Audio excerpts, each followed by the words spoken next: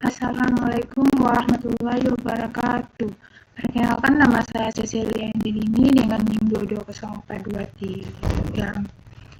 220423-12 ingin menjelaskan materi pertemuan 5, yaitu pengantar statistik deskriptif dan indukatif. Saya akan menjelaskan konsep statistik deskriptif.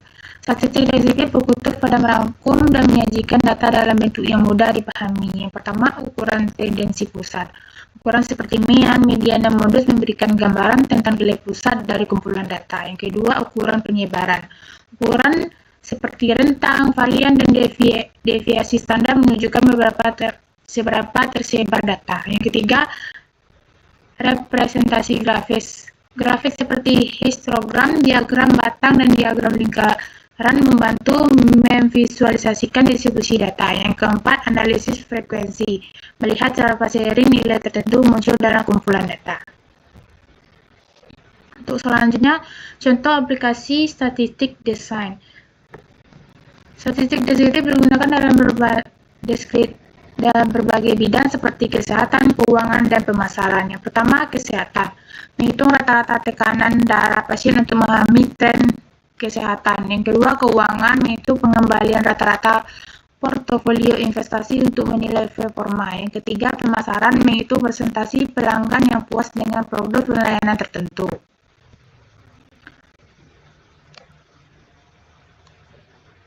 Untuk selanjutnya, konsep statistik indukatif. Statistik indukatif mengambil kesimpulan tentang populasi berdasarkan sampel data. Yang pertama, pengambilan sampel. Memilih subset representatif dari populasi untuk dianalisis. Yang kedua, inferensi statistik. Menggunakan data sampel untuk membuat kesimpulan tentang populasi. Yang ketiga, uji hipotesis. Memeriksa kebenaran hipotesis tentang populasi berdasarkan data sampel. Yang keempat, interval kepercayaan. Membangun rentang nilai yang kemungkinan besar berisi parameter populasi yang sebenarnya. Contoh aplikasi statistik indukatif. Statistik indukatif digunakan dalam berbagai penelitian ilmiah dan pengambilan keputusan.